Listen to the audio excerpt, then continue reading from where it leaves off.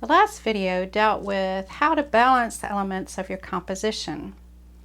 This video will be about creating contrasts to help guide the eye to your focal points and create focal points.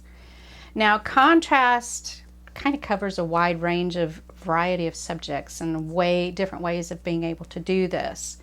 And it is basically creating a contrast between your subject and what you want there. If you have the ability with that particular subject, being able to use that to help create that center of interest.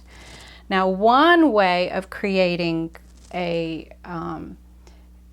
some contrast is if you pretend these are holly leaves, and then you've got some other made up, I'm just making this plant up, but you've got some kind of vine that's coming up within that holly with all those masses of leaves.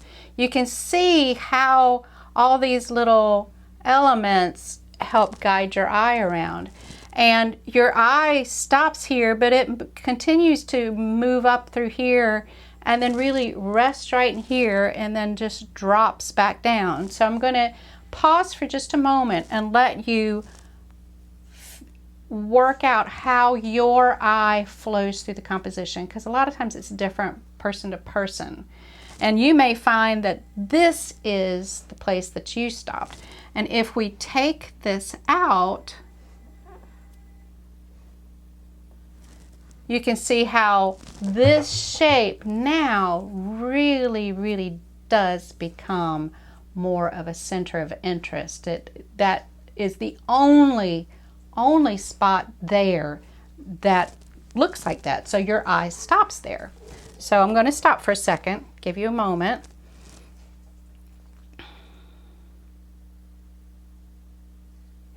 The next way you can do it is to do something unusual, or have a subject that has something really unusual. This, have no idea what this plant is. It's another made up plant. So you've got, these leaves coming off, and then you've got this odd kind of flower coming off. And if you see, this is just really unusual. It's also a kind of a different texture, but these two shapes right here, they automatically become your center of interest. So I'm just going to pause and let you work your eye around that composition.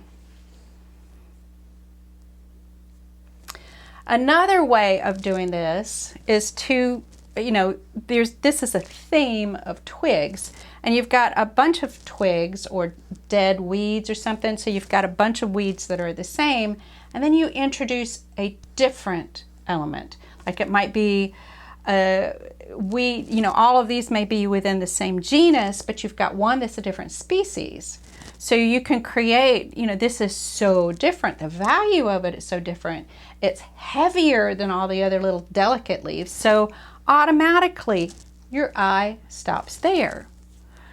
You also can, this is details within a mass. So let's pretend like this is some small plant, this may be about that big, and it's got all these little leafy kind of things that form this really dense mass down at the bottom, and then you've got fruiting bodies coming up. So there's no real hard center of interest here. It's just this is almost dealing with rhythm as well, because your eye just looks at this mass and then it starts traveling up through here and bounce and come around and bounce again. And then I have a tendency to pause right here. I don't know if you do, but I pause here because it's just a little bit higher than everything else. And then I bounce back down to here. So that's a way to help guide the eye around to where you want your center of interest. But also, be looking at your plants just to see, okay, what's unique about this visually that I can use as my center of interest. Now, when you start dealing with flowers, that center of your flower, it's impossible to get away from the center of your flowers. And that's a real easy way of being able to force the eye into your center of interest. You can in a lot of instances, as you look through, maybe go to the American Society of Botanical Artists and look, at the paintings that some of the members have done, you'll notice that people are positioning their flowers. There are lots of different angles so that the viewer, in order to help ID the plant, the viewer is seeing like the back of the plant, back of the flowers, sides of flowers, front of the flowers, that kind of thing. And 3/4 view is like a sweet spot. Dead on has a, right in your face.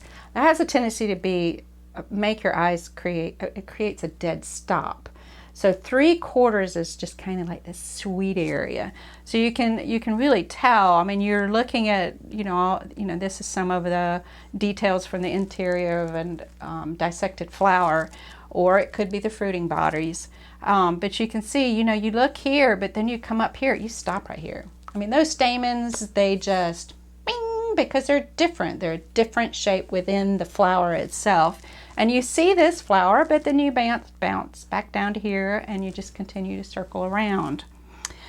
This is placing hairy shapes next to something otherwise. So you've got roots coming down, those great big thick roots, and you've got this really, really weird hairy mess coming out, lots of little tendrils. So yes, you see this giant mass, but you really start getting involved in all those teeny weeny little hairs that are coming out from the main body of the vegetable.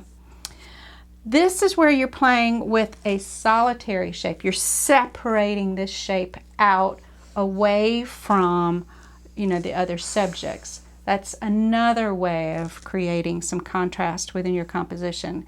And then this one is deadly for you guys. This is the value contrast that you get. A lot of times what I see for you, especially for the very, very beginners, is you want to put, you see this little kind of mark right here, just right there. You probably just barely see it. A lot of times your flowers can be almost the same value as your leaves. If you put this flower and it next to the leaf and they're the same value, even if it's red and green, it's not going to make as much contrast as if I put a flower, let's say if I put a flower that comes out right here. Do you see how you kind of see this?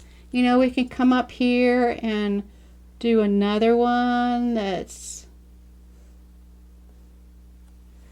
So you stop here. Well, let's create a little bit of a value in here too, since they are about the same value. So you stop there and you stop here, but where you really stop is right there because it's separated from everything else around it. You've got all this open air around it, and that helps to create some contrast.